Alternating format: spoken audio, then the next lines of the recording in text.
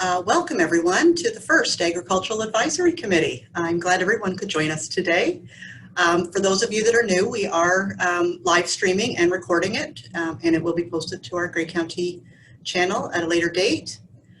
My name is Heather Morrison. I am the clerk for Grey County, and so I will call the meeting to order. And I think the first thing we can do is do sort of a introduction roundtable. Just so that everyone gets to know who everyone else is. So because I can see everyone, I'll sort of call out names, and if you want to just provide a brief introduction of yourself, that would be great, and then we'll get into the elections. John DeJean, welcome. Hi, how's everybody? Yeah, John DeYoung, I prefer DeYoung, but that's fine. Hey, sorry. No, it's all right. Been a resident of Grey County for quite a while. Moved here in '81. Dad bought a dairy farm just outside of Dundalk. Been in the ag business for, I would say about the last 30 years, 30 some years, time goes fast. Currently working in the town of Durham on the ag site. My wife, she taught, just retired from teaching, and taught at the Holstein Egremont School for the last 20 some years. So. Welcome. Savannah. Hi, everyone. I'm Savannah, the Director of Economic Development, Tourism, and Culture here for Grey County. It's within my department that we have Philly Markowitz, and she is our Economic Development Officer who's very focused, actually completely focused, on local agri-food in Grey County. So I'm here on behalf of her today, but she will be joining you at the next meeting and going forward. Councillor Woodbury. Good afternoon, everyone.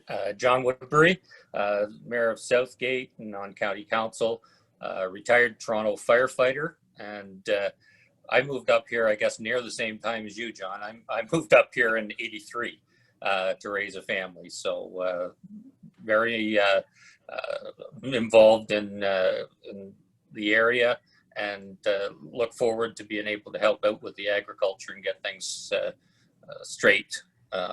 From a group of us instead of off track on some idea. So really looking forward to this. Thanks, John. Scott.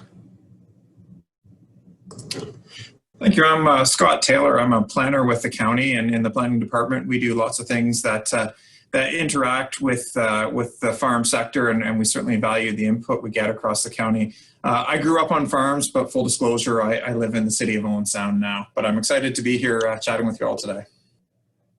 Thank you. Councillor Keaveney. Thank you, Heather, and equally happy to be here. I think this committee is really exciting. I've been looking forward to it. I'm a lifelong resident of Meaford, grew up on a dairy and orchard farm, and now deputy mayor for the municipality and also a business owner for over 40 years. So yeah, just looking forward to getting to know everyone and moving forward with the work of this group. Thank you. Councillor Robinson. Afternoon, everyone. I'm equally happy to be here. Very excited that this is our first meeting. I am a Grey County councillor. I am mayor of West Grey. My husband and I have 50 acres. We have horses and show horses and a few chickens that have just started to lay eggs. And we have been here since 2006. Thank you. Thank you. Kim. Hi, everyone. I'm Kim Wingrove. I'm the Grey County Chief Administrative Officer. Grew up on a dairy farm in Wellington County. Thank you. Councillor Soever. Yes, hi, I'm Lars Soever. I'm mayor of town of the Blue Mountains before being elected last term, and I was mining executive. So what they say is if it can't be mined, it has to be grown. So I've always had an interest in farming in the agriculture in this area. We've had a family cottage since I was a baby.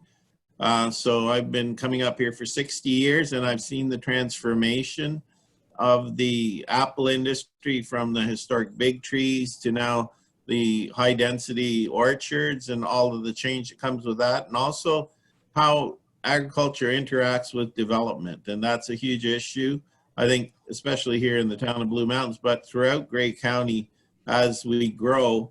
And that's why I'm happy to be on this Agriculture Advisory Committee, because I think, the farmers do need a strong voice as development starts to encroach in our area, to make sure that we preserve our agricultural heritage and the farming, which adds so much to our community, not only in terms of the products that you produce, but also in terms of agritourism and food. Like, we're starting to develop an apple cider trail almost, with all these cideries popping up. And I think it's very exciting, and certainly the agricultural heritage is very important to preserve, and I'm happy to be here and look forward to working with this group. Thank you. Lori. My name is Lori Smith, and I grew up in Grey County. I grew up on a dairy farm as well, as many of you have. My husband and I have a cow-calf operation. I have been working here at Grey Ag Services since 2005. We are a resource center for farmers. We also coordinate Grey Bruce Farmers Week as part of that, and right now we're ramping up to create the first ever fully virtual Grey Bruce Farmers Week, and are delighted that basically we're going on the world stage with this one, because we have interest from across Canada, and it sounds like from the UK and New Zealand as well, where two of our speakers are from. I'm delighted that you are shedding the spotlight on the farmers of Grey County.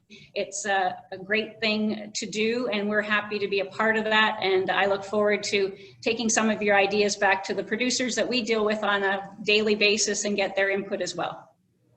Thank you. Amy. Hi, my name is Amy Kitchen, and we have a certified organic vegetable farm close to Walters Falls. And we raise chickens on pasture, pasture-raised pork, and I grow cut flowers.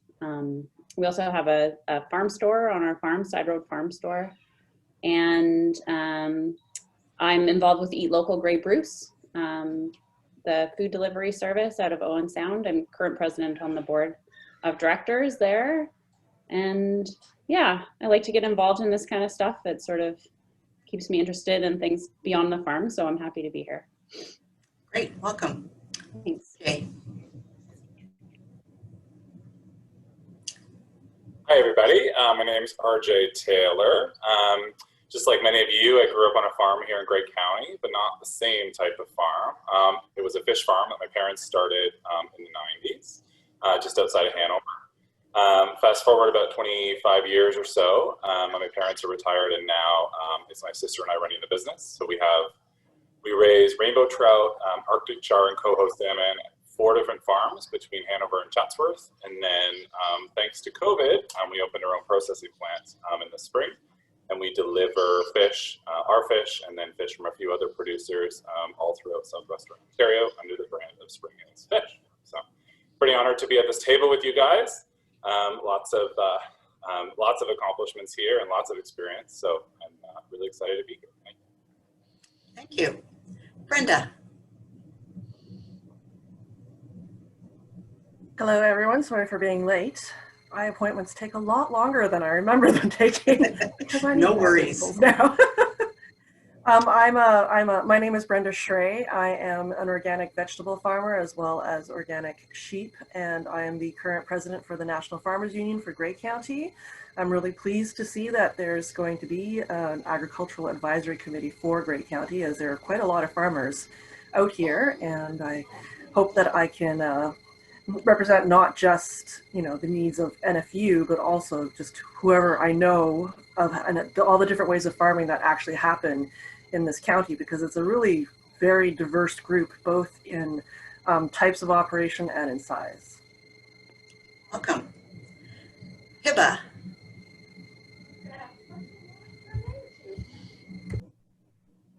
Hello, my name is Hiba Hussain. I'm a planner with the planning department of the county. I'm here in the capacity to present on the climate change action plan today, and just to speak to some of the agricultural related work that we're going to be talking to in the plan. So I'm here to present on some of that work, and I'm happy to be here. Thank you. Thank you. Katrina? Oh, I certainly can introduce if you like, but I was under the impression I was just here to help coordinate the meeting. That's and not really fine. participating. So Katrina is running our Zoom show today. And Yes. Tara Warder is our deputy clerk. You will have heard from her, and she is in the background taking the minutes for today. So I'm sure most of you are familiar with Zoom. We're pretty informal, so if you have a question, feel free to type it in the chat, raise your hand, and between myself, Tara, and whoever is elected chair, we'll ensure that we get to all of the questions or comments that happen throughout the different meetings. So with that being said, we do need to elect a chair and a vice chair for this committee. They will be the voting members of the committee, so between our public advisory committee members and our county council members, will be chosen a chair and vice chair. So with that, I will open up the floor for anyone who wishes to nominate a member to stand as chair. Councillor Robinson. Thank you, Clerk Morrison. I would like to nominate John DeYoung. Thank you. Do I have a seconder for that? Councillor Woodbury? Thank you. Are there any further nominations for Chair of the Agricultural Advisory Committee? Can I have a mover, please, to close nominations? Also move. Thank you, Councillor Soever. John, are you interested in becoming the Chair of the Agricultural Advisory Committee? Well, I'll certainly try my best. So yeah, that's great. Great, we're happy to help out, so don't. Good. We'll walk you through it. Okay, perfect. So John will be the chair of the committee. I am now looking for nominations for vice chair. I nominate Christine Robinson. Thank you. Do I have a seconder for that? Councillor Keaveney? Thank you. Do I have any other nominations for vice chair? Can I have someone close nominations, please? Lori, thank you. Councillor Robinson, will you accept the vice chair? Yes, and thank you, one and all. I very much appreciate that. All right, excellent. So we have a chair and a vice chair. Mr. Chair, I will turn the meeting over to you, but feel free to reach out and ask any questions as we go along. Okay, well, thank you, everybody. I guess I've got the agenda right in front of me. Move on to the declaration of interest. And if I can, maybe I can help you out. We didn't get a chance to prep you, and going forward, we'll make sure that we have a chance to go through the agenda with you ahead of the meeting. So at this time, if anybody had an interest, financial or otherwise, in any of the matters that they felt were going to be discussed today, it's the practice that you advise that you do have that interest and that you probably wouldn't be voting on something that came forward. Given what's on our agenda today, I feel it's probably unlikely that anyone has an interest, but should that come to your attention somewhere through the meeting, you think, oh, I maybe have an issue here, by all means, at any time you can declare that that's the case and step away from the table. So that's all that needs to happen there. All right. Task force mandate and terms of reference. So I'm going to take that, and I'm actually going to ask Tara. She's going to share her screen so that everyone has terms of reference in front. These were adopted by Grey County Council earlier this year, and they outline the goals and the processes for making recommendations to Grey County Council from this advisory committee. Once we get through a few meetings, you're going to hear from Savannah and Scott today about a work plan, so that if we get down the road a little bit and you think, oh, these need to be maybe tweaked just a little bit, by all means, this committee can discuss those and put that forward as a recommendation that would then go to Grey County Council for its consideration. It's really about strengthening the agricultural sector, information sharing, advocacy, education, ongoing consultation with the various sectors within the agricultural community and identifying initiatives and projects. And you'll hear some of those that are actually ongoing already through some different departments within the county on areas, food to table, official plan policies, those kinds of things. So those are the terms of reference. And I just wanted to provide a general overview of those. And if there are any questions, by all means, please ask. And as I said, as we go along, if they need to be shifted or tweaked, we can certainly work through that process. Heather, if I might too, we're a small group here, and I think we can probably work informally as well to people if someone has something to say, to go through the chair to ask John if they can speak. Sometimes we can't all see everyone at the same time.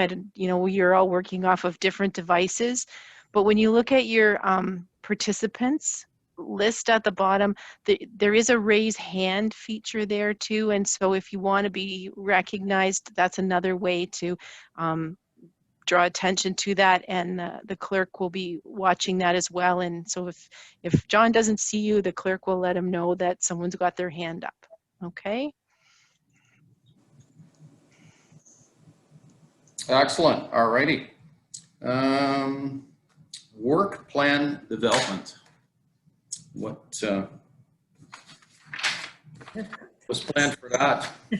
Scott and I are going to take you through a presentation just to talk about some of the policies that have been adopted at this point and some of the projects that have been ongoing over the last couple of years and what's on the docket at this very moment, just to give you some background, so that way you can help us fill in if there's any gaps, if there's something we're missing, or something that you think needs more attention towards that work plan. So Scott is going to share his screen and start with the policy side of things.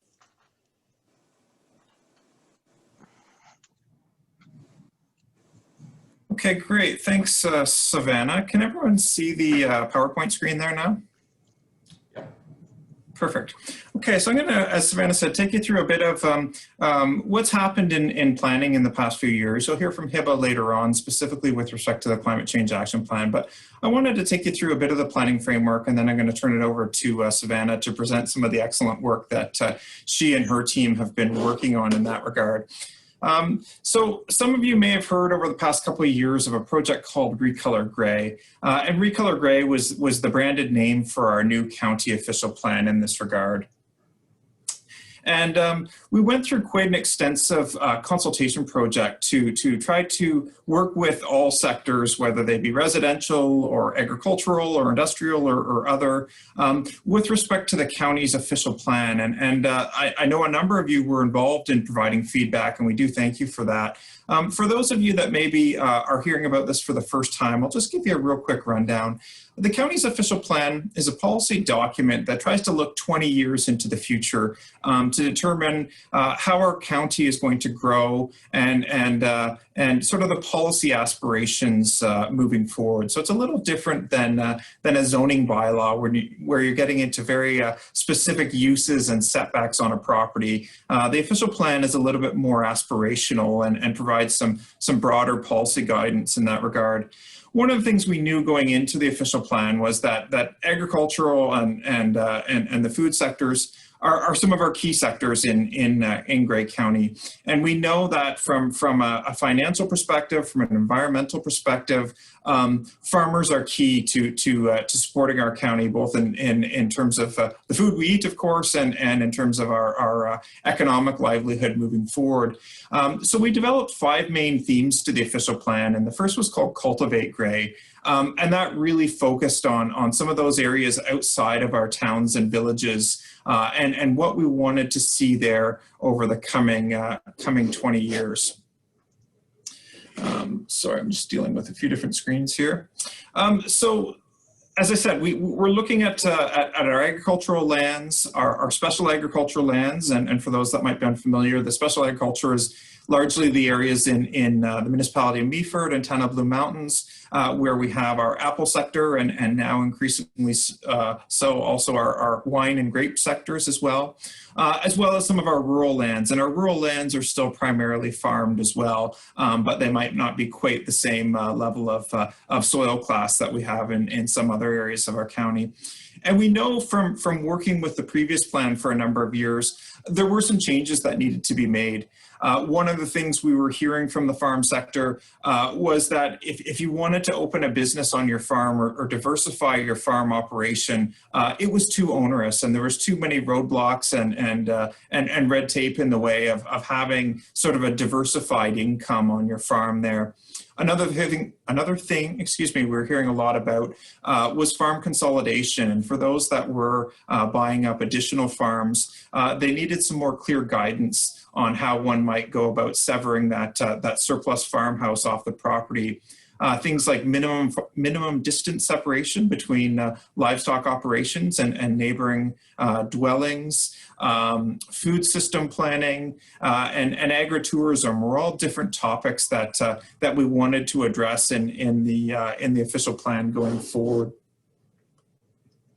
And so we came up alongside partners in the community and with the province in terms of a whole list of permitted uses and categories for types of uses that could be on farms. And I realize on your screen, this is probably incredibly small, but basically there's three broad categories. One is the agricultural use itself, and that's primarily the production. So whether you're into cash crop, whether you're into organic farming, local food, livestock, these are the types of uses that would be permitted as a primary agricultural use. In those uses, the county places absolutely no limitation on the size. So we're certainly not going to tell you, how many acres you can till or how many of any specific type of livestock you can have on your farm. There's certain provincial guidance on those documents, including nutrient management legislation that might guide some of that, but that's not the county's mandate in terms of making any judgments there. The second category is your agricultural related uses. So these might be things like grain drying operations. They could even get into farm gate sales. So if you have a little a stand or business on your farm selling produce or meat or what have you, even into things that support the agricultural sector like abattoirs. And generally speaking, these are permitted across the agricultural area. Similar to the agricultural uses, we're not looking to place any size limitations on these uses. And I will say that this is a bit of a departure from previous plans across the county, where in some cases there were limitations to these uses. And in some cases, farmers and farm businesses were having to go through, unfortunately, lengthy planning processes in order to expand some of those operations. So we've tried to remove a lot of the barriers there. And the third category of use is what's called an on-farm diversified use. And so these might be things like home occupations. So let's just say out of the farmhouse on the property, you want to have a side business, whether it be someone doing some accounting on the side or a small workshop. We have things particularly across the south of our county where we have lots of woodworking shops or small scale manufacturing or metalwork shops. Could even be into agritourism, so things like pick your own or hay mazes or maybe even a bed and breakfast on the farm. So there are plenty of opportunities across the county for these on-farm diversified uses. Based on guidance we get from the province, there are limitations on these uses in terms of size limitations, just so that in some cases the businesses don't overtake the primary use of the property, which is the farm, and in other cases so that they don't take too much land out of agricultural production in that regard. So with respect to some of the details here, we also wanted to provide a little bit more flexibility on farm sizes across the county. The golden standard across the province had traditionally always been, you look at 40 hectares or approximately 100 acres as your farm size. And certainly for some of our operations, this is a very suitable size. But we know that with changes in technology and changes in growing techniques, there needed to be some flexibility here, and particularly we wanted flexibility whereby, again, you didn't have to go through a lengthy process, a planning process, if you were looking at establishing a smaller farm. And as Councillor Soever pointed out, we've seen changes across various agricultural sectors in this regard, and one of the most notable is the apple industry. And certainly what we're seeing with some of the high intensity plantings in that regard is quite different than some of the orchard production we saw, say, 25 years ago. So we've put in some criteria with respect to farm sizes that should help provide some of this flexibility. And one of the hopes, and certainly no disrespect to anyone on the call today, is that we can encourage more and more young people to get into farming. And having some of these smaller farm sizes might help some younger people, especially those with limited financial means, maybe coming out of school, get into farming, especially where they weren't in the ability to or in the position to take over an existing family farm. One of the other changes in this regard is looking at the severances of egg-related uses. So just for your refresher, those egg-related uses are the grain drying operations or the abattoirs. And one of the things we were hearing from farmers is that, where you had an on-farm abattoir and it got successful, in some cases there was a desire to separate it from the farm for a variety of reasons. Some cases they were selling the farm business and operating it independently of the farm. And in other cases, it actually came down to insurance reasons. And they wanted the business, so to speak, to be slightly separate from the farm itself. And it would be easier to do so if they were on separate properties. So we do have some criteria in that regard. And again, it's a simplified process from what used to be done before. We also looked at some changes to the minimum distance separation formula. And for those that might be unfamiliar, this is a provincial formula that looks at the separation distance between livestock uses, so whether it be the barn itself or the manure storage facility, to neighboring non-farm uses. So that could be things like a neighboring residential dwelling, or it might be something like a rural church or school across the countryside.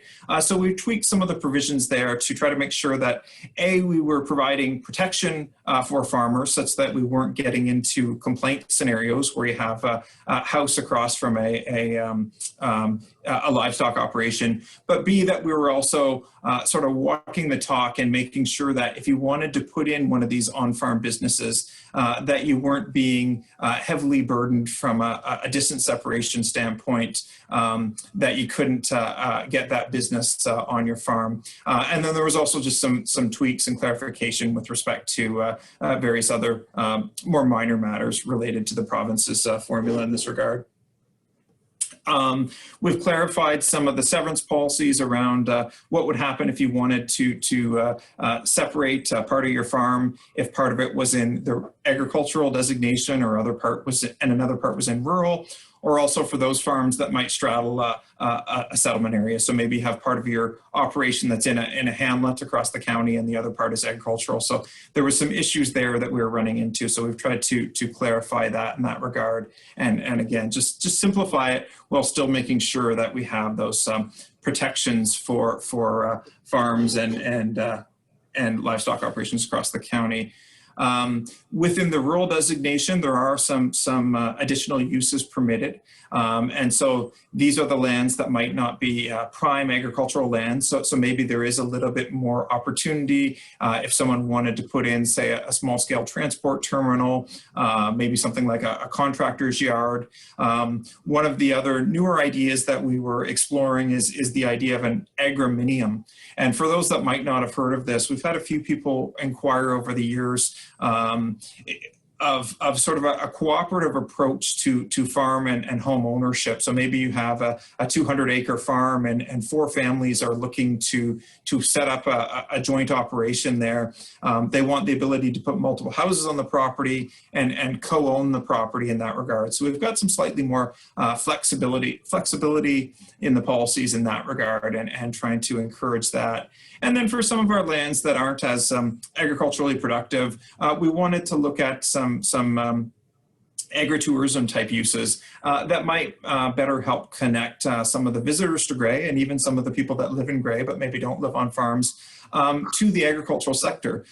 So it could be everything from, as I said, sort of the pick your own places to sort of experiential vacation stays in or adjacent to farms. And we are finding across Gray County and across the province that more and more so large portions of our population don't have that direct connection to farming and the understanding about farming that we had maybe 1, 2, or 3 generations ago in that regard.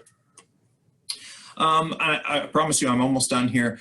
There was just a few other planning matters that we were tweaking in this regard and trying to work alongside Savannah and Philly and their team to make sure that our economic development goals were aligning with our planning goals. And you'll hear a little bit more about this in just a second, but one of the things was making sure that we were planning for the entire food system.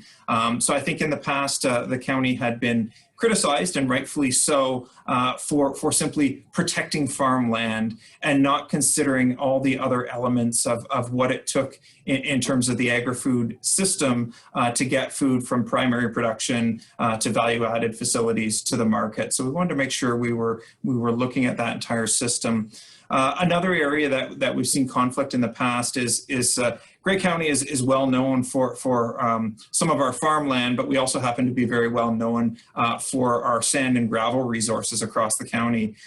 So what does it look like when you've got a piece of productive farmland and someone's looking to establish a gravel pit on that piece of farmland? And the province provides us some guidance, but we've implemented some new policies around agricultural impact assessments to make sure that if we do temporarily lose this farmland for a period of 10, 20, 30 years to gravel extraction, that we have an idea of how it's going to be rehabilitated and hopefully brought back online to farming in the future. And in some cases, it might be brought back into crop production if the pit was above the water table. And in other cases, it might become a man-made lake, and maybe there's opportunities for aquaculture in that regard if we are looking at that down the road. Finally, one of the other mandates the county planning department has is managing our county forest management bylaw across the county. And some of you may know this bylaw by its former name, which was the tree cutting bylaw. And just to give you some background, this bylaw doesn't get down into the nitty gritty of individual trees. So if you have a large tree in your front yard and you want to cut it down, it's not the county you're talking to. This bylaw looks at larger woodlots and forests in that regard. And we do find that this bylaw does have connection to agriculture, because in some cases, especially a number of years ago when commodity prices started to shoot up, we were seeing more and more requests to remove entire woodlots or large portions of woodlots with respect to clearing land for agriculture. So we are looking at updates to this bylaw in the new year, and we would love the input from this committee, and hopefully if each of you could go out and talk to your neighbors as well and make them aware of this process, so that we do get that balance and we get the farm sector's input in this regard to make sure that the bylaw provides appropriate protections while not placing any undue impact on farmers in that regard. And in that vein, one of the other smaller elements that the county plan department is involved with is looking at the coyote compensation claim process. And so this is where we do have a livestock kill, and in some cases there's the ability to have the coyotes removed after that, and the compensation claim. It is a bit of an onerous process at this stage, and so we want to work with our member municipalities in the new year and again the farm sector to see if we can trim the fat a little bit in terms of making this process a little bit more easier for farmers and trappers to access in that regard. So with that, I'll turn it over to Savannah for her portions. Excellent. Thank you, Scott. We thought it was really important to start with the policy side of things, because it was through the work with our planning department that really enables Philly to be able to do her work in economic development, making sure that we have the right policies in place to be able to actually take action. And we're very fortunate in Grey County to have a great relationship with our planning staff. We are literally neighbors physically in our building, and we work together daily. And that's really important because without the proper planning and proper economic development, we lose that piece of the chain.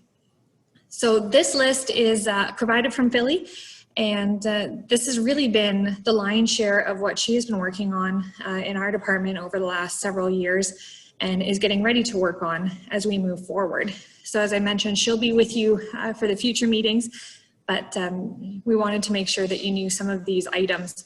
And it all started with the Agri-Food Strategic Plan in 2017. And Philly had been doing work in local agri-food for a couple of years before that. But it was really at that point where we realized that focusing just on local food without considering the agriculture side of it, we were missing a big piece of the puzzle. So it was in 2017 that we pulled those two items together to have the Agri-Food Strategic Plan. And I'm sure that all of you have seen that. I know many of your faces are very familiar who were part of those consultations and part of that work, but we can make sure that we send that to you as well so that you do have that as some background. And that's really been the basis for her work over the last couple of years. Our Ag 4.0 conference, we've had 3 successful years and we were getting ready for our 4th, but COVID came, so we will be looking at probably 2022 before we reintroduce that, and looking for some more partnerships with our school board, especially the agriculture program, and rejigging the time frame. We had always hosted in November to this point, and really trying to pull together those conversations from agriculture and technology, but realizing that having the students involved was a really meaningful opportunity. So we'd like to shift that to the spring instead of the fall. The agri-food asset map, this was one of the first priorities that came out of the agri-food strategy, and that's the picture of it right on the very bottom of this slide here. But that was a really important exercise to start to realize what our food system really truly looked like in Grey County and how everything interacted together. And that site is still live, continues to be updated as we go, and it's helped us to actually get to where we're starting now with the Connect On and the Greater Golden Horseshoe Farming Alliance that we've been working with kind of off the side of our desk for the last couple of years, but now we have an opportunity in 2021 to build a much stronger connection with them and enhance our reach. The farmers market networking in 2018, that was also something that Philly organized because we, again, understand the importance of that actual access to the food and telling those stories. And that's really where Made in Grey, the brand, was born out of, trying to wrap around that story of where our food actually comes from and talking about the production that we have here and talking about the opportunities and what the business community looks like and how it's changing. And all of those pieces started to work together, and it's through that networking and through that conversation, and that's why this work is really done through economic development, because that's where the focus is. Our job is to listen and to understand and to take action. So that is why having one person completely dedicated to this has been really important for us, and we don't see that changing at all in the future.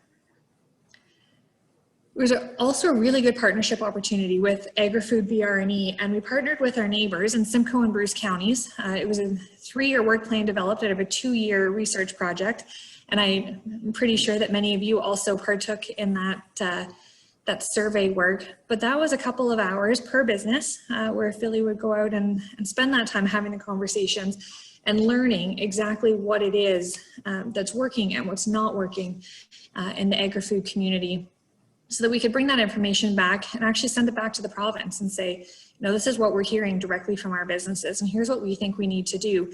And by working with our neighbors, it made so much more sense because we're sharing a lot of the same challenges, but we're also sharing a lot of the same opportunities.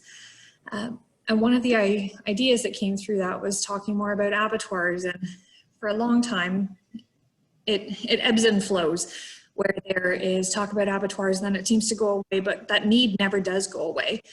And now all of a sudden in the last year, the province is starting to talk about abattoirs again. We're starting to see more interest around here. And Philly is currently working with 3 different organizations, and also partnered again with Bruce and Simcoe County to have those discussions and keep working with the province to support those inquiries that are coming through our doors. Savannah, Yep. If I can, just for everybody's, sometimes you don't know our acronyms, but BRE stands for Business Retention and Expansion. So Yes. there's kind of two sides to the coin. One is investment attraction, where you're trying to get people to put, grow their business and put money into something brand new. Retention and expansion is paying attention to the things that are already there and helping and making sure that they're not facing roadblocks that prevent them from making their businesses more successful. Absolutely. Thank you, Kim. Sorry about that. No, it's okay. Yes. And I should note on that, in our office, we always hear about attraction, but for us, retention is priority. If we are not doing everything we can to support the businesses that we have here today, it really hinders our ability to attract in the future. Because if a business is looking to come to the area, they're not going to call economic development first. They're going to call the business who is within their realm to find out, what is it really like to have a business in Grey County? What is it really like to deal with the policies, and what's the environment and ecosystem like? So it's not us that they're reaching out to first, it's you that will get that first phone call. So if we are not paying attention to you first, we've really missed the mark. And it's important that we focus on that retention side before we go after the attraction. So even though it always is attraction or retention, it's the retention side for us that is number one.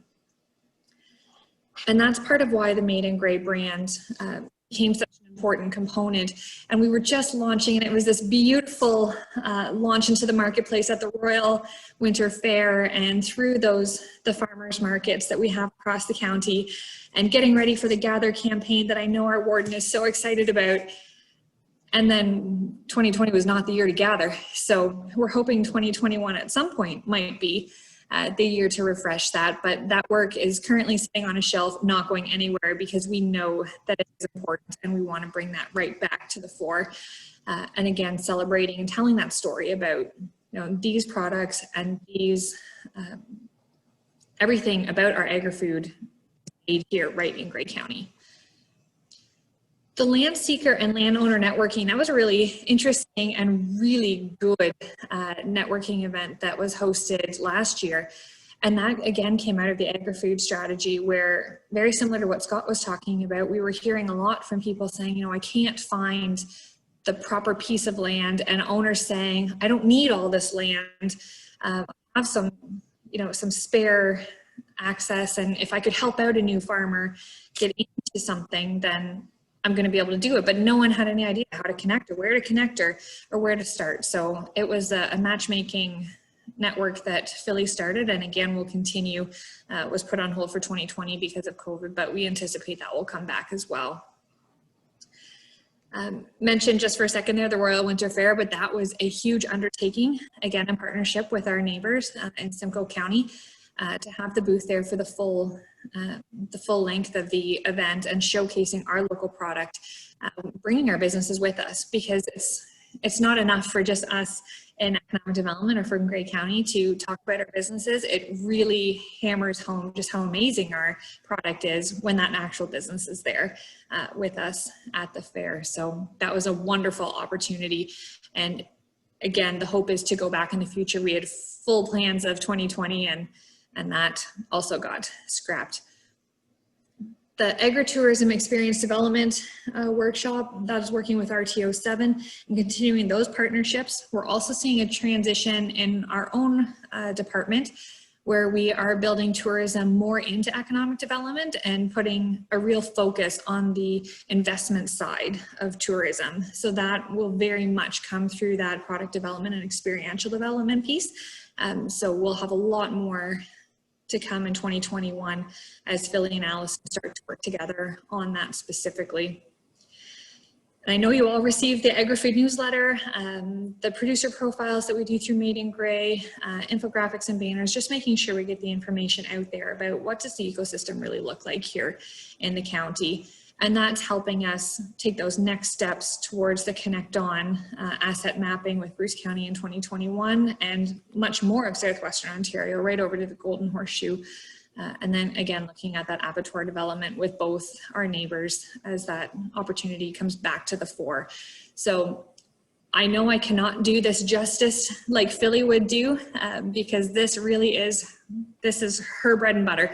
But we didn't want to lose the opportunity to share this with you in your very first meeting while we talk about work plans and where things are going. So that is a lot of information to toss at you and not a lot of time.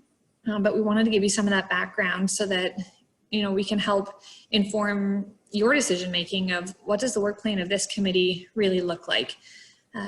So that is, I think that's our last slide, right, Scott? Yes. Our Lego. There's Scott right there. So we will kind of end the conversation there from our side, but open it up to you. And I'm not sure, Kim, if you had anything else that you wanted to add about work plan or questions. No, I think we've given, I hope that we've given the committee a good flavor for some of the initiatives that we're involved in. And now I think we're really looking to hear from all of you. Did you know about these things? Do they resonate with you? Do you think that there's other ideas or directions that you'd like to explore? Or are there things that Savannah or Scott mentioned that you'd like more information about? Well, just thanks, Savannah and Scott, for all that information. There's a lot of work gone into what you guys have prepared, and I think there's a lot of good ideas, lots of projects on the go. So yeah, but any time you do need input, I would certainly approach this committee, see if we can assist in any way, and that's great. Are there any comments there from the group? Brenda, you had your hand up first. All right, I was really interested to see that abattoir development is huge on the list. I'd say that every farm organization, ecological, conventional, whatnot, really wants to see that happen, especially after all of our abattoir backlogs. We just finished moving all our lambs out 2 months later than normal, and we booked as early as we could. So yes, definitely want to say that I've heard that from every level of farming. I'm sure Lori is nodding her head too. She's seen a lot of that. I'm also really interested in the planning ideas of looking into agrominiums and residential farm cooperatives. That's definitely something that would, I think, really maybe help a lot of younger or newer people get into farming. So kudos on actually bringing those ideas up and having them in a plan at all. So I'm really interested to hear how some of the stuff will develop, or even if people are approaching you, what kinds of requests are being made to sort of further start new farms in Grey County. Excellent, good points. Well, Shirley, you wanted to add something to that? Thank you, John. And yeah, first of all, just to say how much I appreciate the presentations and how exciting it is to see all the work that's already going on in Grey in relation to agriculture. An issue that's come to our council more than once is discussion, almost debate really, as we look at growth and development coming into our municipality as it relates to taking farm land out of production. And I'm just wondering if that would be a topic to consider in this group of how we really kind of approach that. And I know there's all kinds of guidelines within our official plans and so on, but as the debate comes to us and we look at whether or not, you know, where's the real advantage, whether to keep that land in farm production or whether to pull it out for development, it's just something I'm looking forward to discussing in this group. Great. I saw a few other hands up. No, I think we answered some of the questions. Great. All right. While we're waiting, Mr. Chair, just so the committee knows, Warden Hicks has joined us. He joined us partway through the presentation. So I just wanted to let the committee know that he had joined us. So, and I think just to round out this discussion, it is a lot of information. We will absolutely be posting Savannah and Scott's presentation, and you will get a link to the website there. It is a lot of information, and we'll continue to add the work plan development onto the agenda so that you have some time to consider what you've heard today and think about some new ideas, things that may be missing or things that you've heard in the community. And we'll continue to add that to the agendas as they go through so that more discussion can be had. All right, thank you, Heather. Mr. Hicks, would you like to address the committee? Well, thank you. I'm just sort of catching my bearings, Mr. I'm gathering you're the chair. I guess I am, yeah. There's been the election of a chair, and who's the vice chair?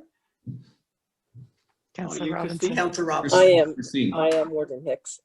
Okay, very good. So yes, I am sorry I had to be here. I keep telling people that my my work interferes with my political career, but I do have some another life. So I had a mediation that I had to attend, unfortunately. So I'm sorry I wasn't here on time, but I am happy to be here.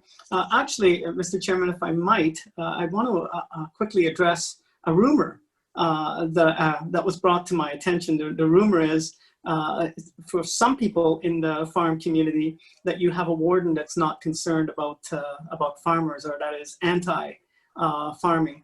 That I got to tell you, that hurts my soul here, because it just is not true. Nothing could be further from the truth. I want people at this committee to know, and I want you to address that rumor if you hear it.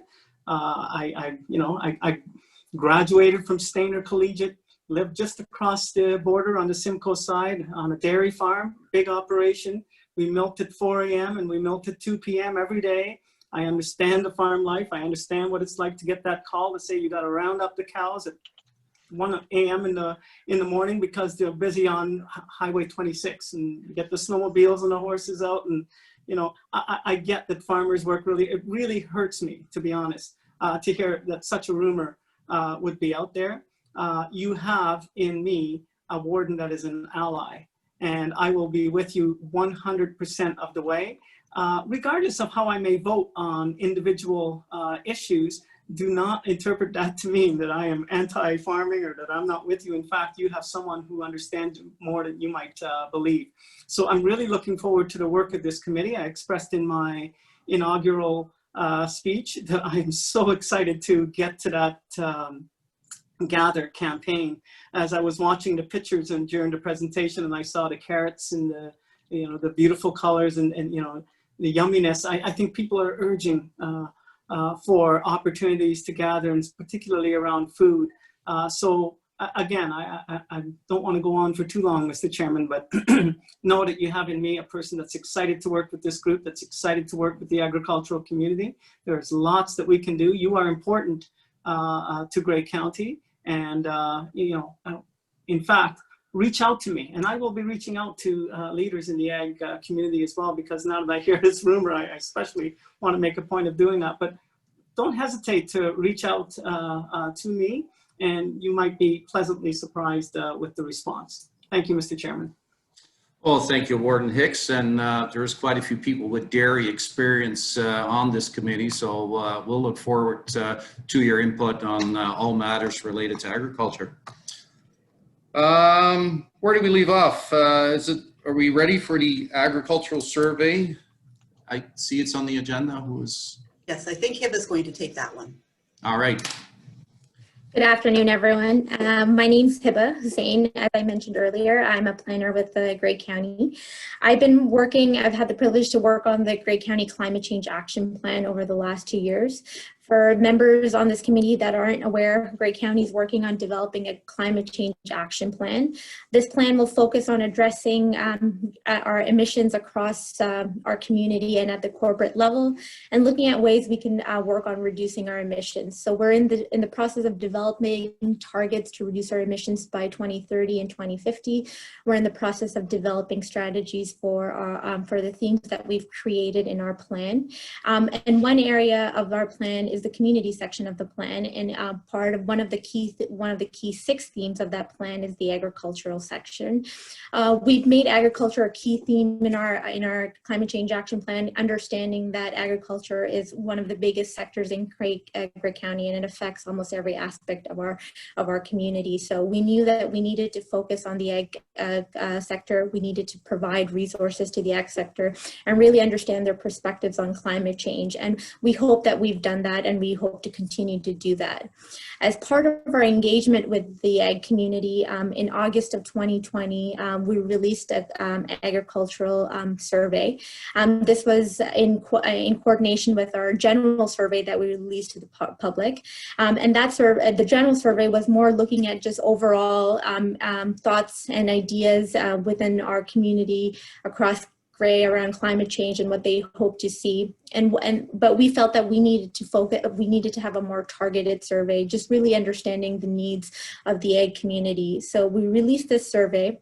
It was open for about a month, and we heard a good amount of feedback. About 40 people responded to this survey.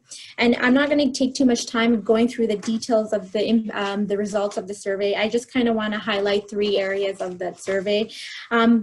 Majority of the respondents were concerned or very concerned around the impacts of climate change on their farm.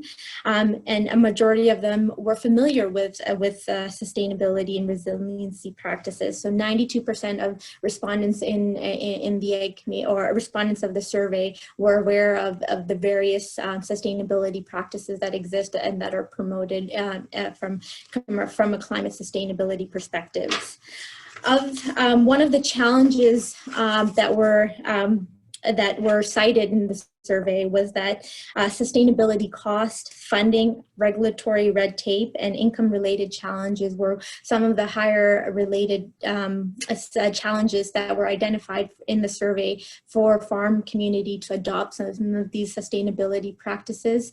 As one of the other engagement tools that I have done over the last 4 months is also reached out to members of the ag community to do interviews and have conversations with members of the ag community. And really the cost and the funding opportunity is identified as one of the bigger challenges of implementing sustainability practices.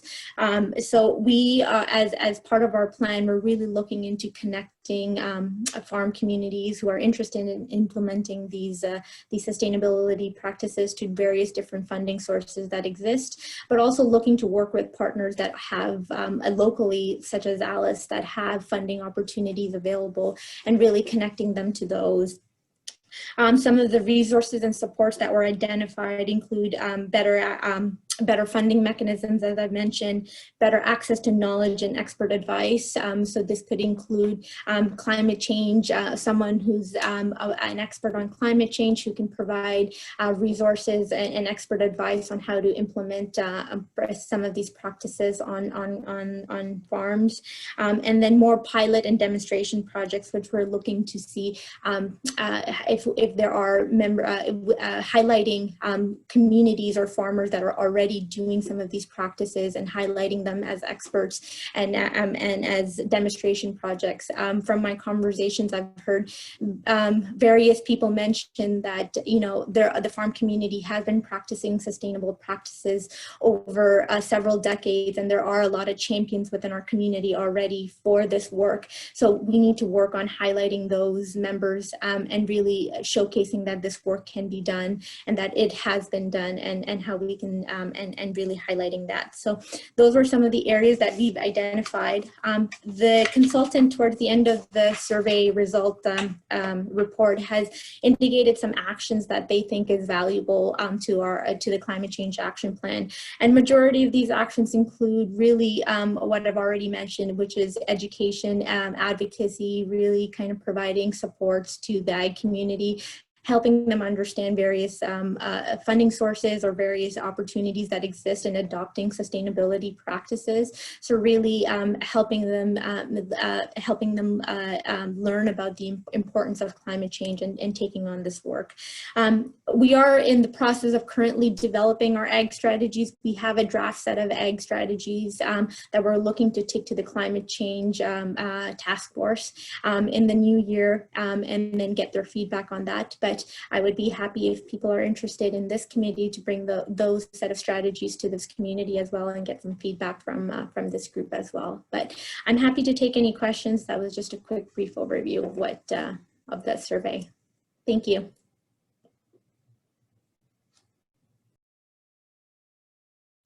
Let's not forget that mute button. Thank you, Hiba. There's lots of good information in there. If you do get a chance to look at that, the results of the survey, I definitely recommend it. Any questions for Hiba at this time? Christine has a question. Great. Thank you, Mr. Chair. Hiba, excellent work on this. I'm a data person, so this really speaks to me. So thank you very, very much. I was wondering if there was any dialogue with regard to what we're experiencing now with regard to environmental conditions in Grey Bruce County and how that applies to maybe best practices for farming. Was that any dialogue that maybe was incorporated into this data? The data that we primarily used also for, we looked at Philly's work in the Agri-Food Strategic Plan and then the data presented in the Agri-Food BRE. And then we also looked at just kind of agricultural emissions from livestock across the county, but there hasn't been, from the conversations that I've had with ag groups, there hasn't been really a strategic focus on farming practices. It's more looking at kind of what is currently happening and what we can do, what is needed from a sustainability perspective in the future. Well, thank you, Mr. Chair, and thank you, Hiba. This is a fantastic document, and I can tell a lot of work has gone into it. Thanks. Were there any more questions at this time for? Oh, I see Councillor Soever had his hand up, and I also see Brenda. All right, Brenda, you go first. I think Councillor Soever was first. Go ahead. Go ahead. Okay, so I just wanted to see how much discussion maybe Hiba, your department was having with our various conservation authorities, because I am a member of the Alice PAC and we sit with them on there. And so we talk a lot about mitigation for, well, best practices, best management practices of farms, a lot to do with water quality, a lot to do with keeping cattle out of the water, which is also important for tourism. So I just wanted to just get a feel for, you know, making sure that there's a lot of two-way communication with our existing conservation authorities, because they're hugely, I mean, they're just fountains of expertise on the subject. Yeah, I can't agree with you more. I think the Conservation Authority is going to be critical, not just in the ag section of our plan, but almost every other section of our plan.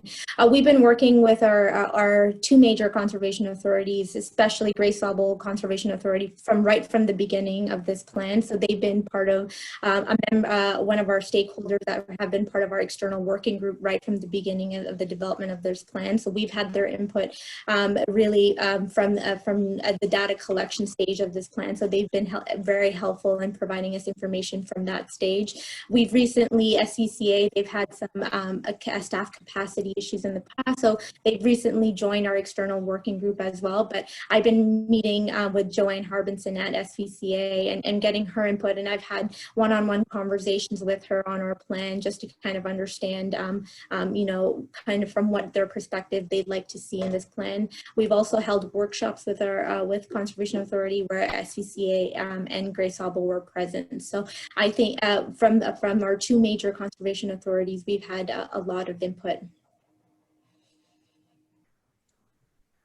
All right, Councillor Sullivan. Yes, thank you, Mr. Chair. A couple of things. It's a great report. I am a little distressed, as I often am in the town of Blue Mountains too, with there's only 38 people who responded, and certainly maybe now that we have an agricultural advisory committee, we can all work to make sure that when there are surveys that we get a better response, because that's our problem as well here. You put out a survey, then you take the input, you do a lot of work, and then when you come up with a plan, then all of a sudden there's all these members of the community that now want to comment.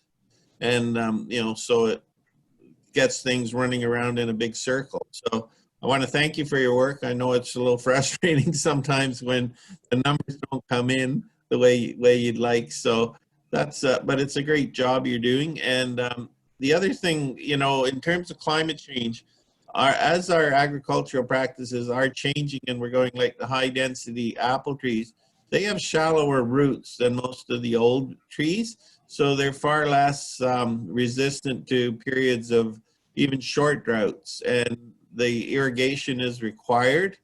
And have we looked at, you know, the climate change and how it might affect our ability to grow some of these crops because of the, you know, without, you know, and then how do we mitigate that? I know our farmers are actually planning a water pipeline to be able to augment the water in their ponds, because these trees, if they have 2 weeks of no rain, then the crop is in danger. So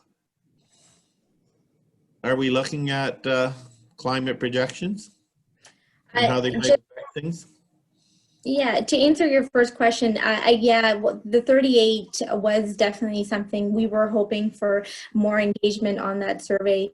So when we realized the number, we decided to go out and interview and reach out to our ag community. So we've been working with, we've done interviews and had meetings with Gray Ag Services, Federation of Agriculture, Alice, to really supplement some of the information gaps that we felt were not available through the survey. So that was one of the ways we tried to kind of bolster our knowledge. But the other thing I want to say, maybe that's, you know, a challenge, is that we've implemented this survey in August, where it's not the best timing for our ag community. So that is something to consider if we decide to do something of this sort again. But we have definitely tried to engage further through one-on-one interviews with the ag community to kind of supplement some of the information in this that's presented in this survey. In terms of looking specifically at trees and orchards, and we haven't identified that in the plan, but I appreciate you bringing that up, and that's something we can look further as we develop this plan, but that's not something we have done currently. All right, thank you, Iba. Any questions for the group? See Amy. And Amy, yes. Go ahead, Amy. Okay, thank you. Thanks for the report. It's really exciting to see the county talking about this type of stuff related to agriculture.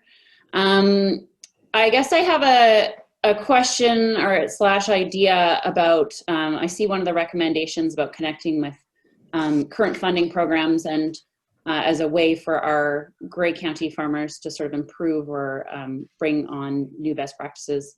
And some of the challenges, at least from my perspective with those funding programs, is that they're fairly costly. Like, a lot of them are cost share. So upfront, the farmer has to be able to afford, 65% of the project. So for new farmers and small farmers, that sometimes can be out of reach. And then they're also, because they're funded through federal programming, they're at the whim of the feds, and often those priorities change every 4 years. So for me, I think it would be really neat, and obviously money is always an issue, but if we could think about starting to develop like a local cost share program that aligns with the priorities that you're identifying in these types of reports, that's something that's a little bit more tailored to Grey County farming and the priorities identified here, and they're potentially a little bit more long-term. And then I also see the point of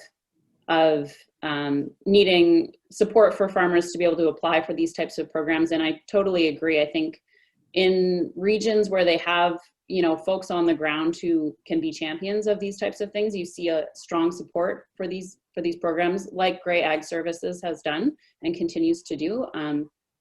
But I think that's going to be key as we address these priorities in our county, is having the folks on the ground to that farmers can call, and they can get the technical support that they need to do the work that they want to do on their farms.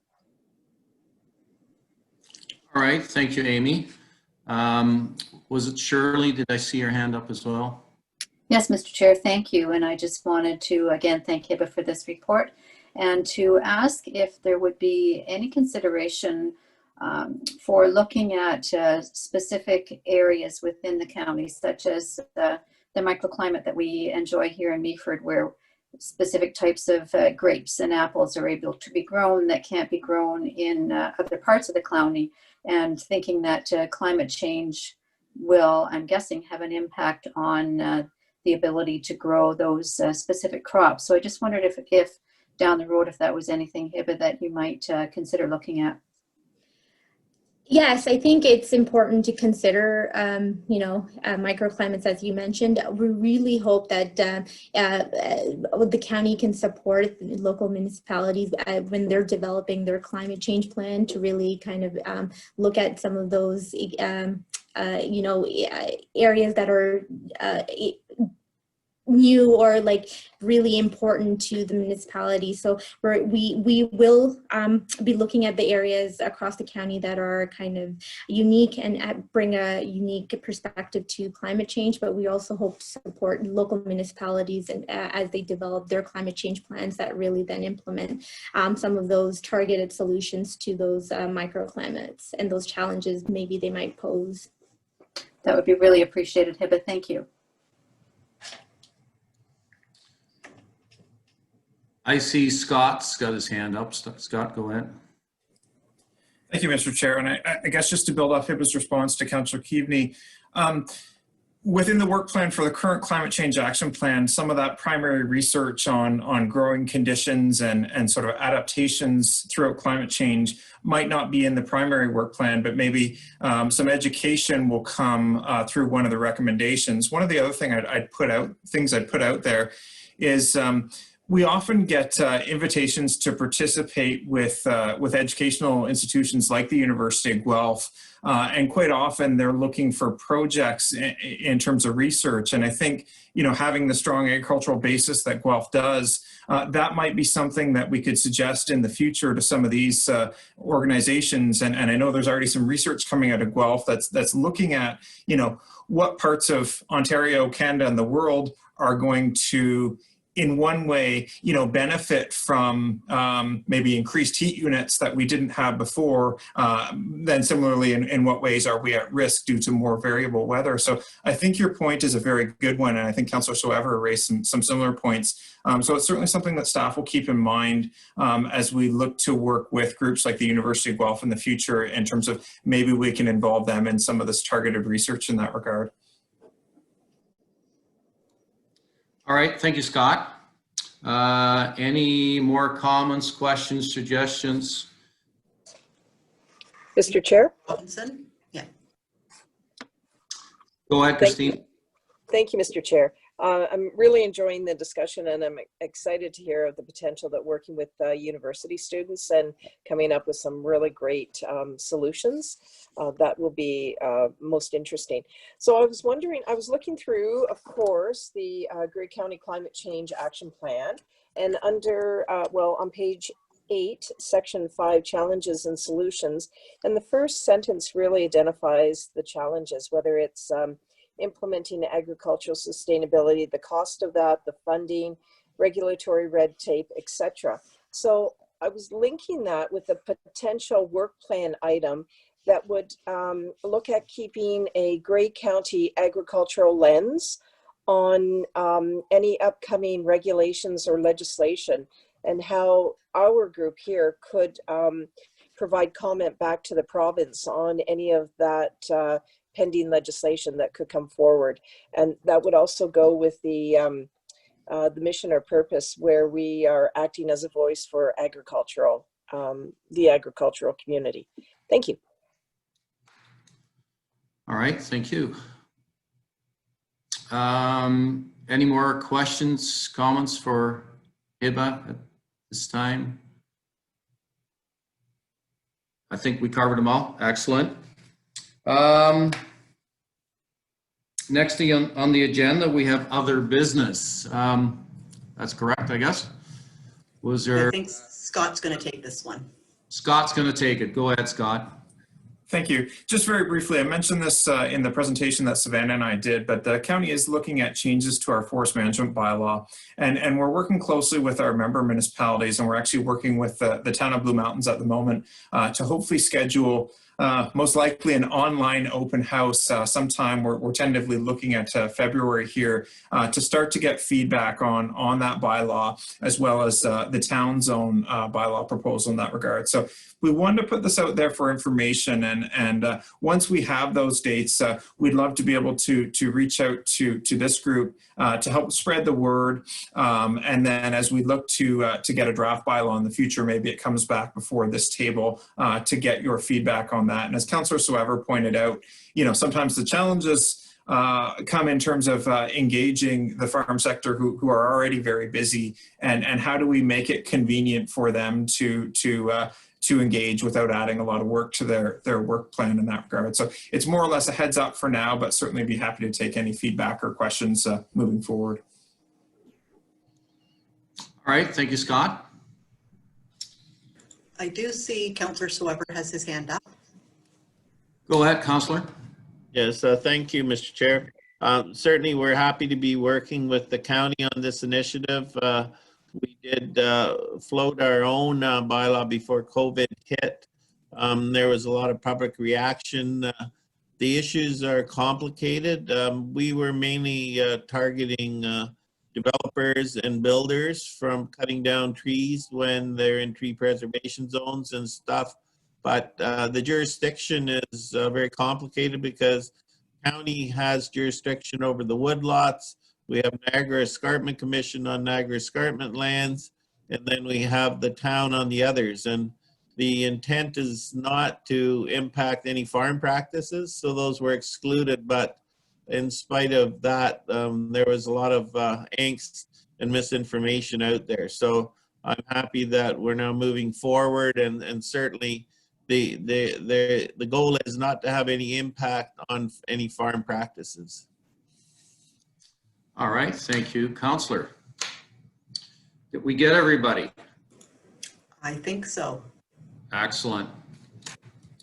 Next on the agenda, we have reference items.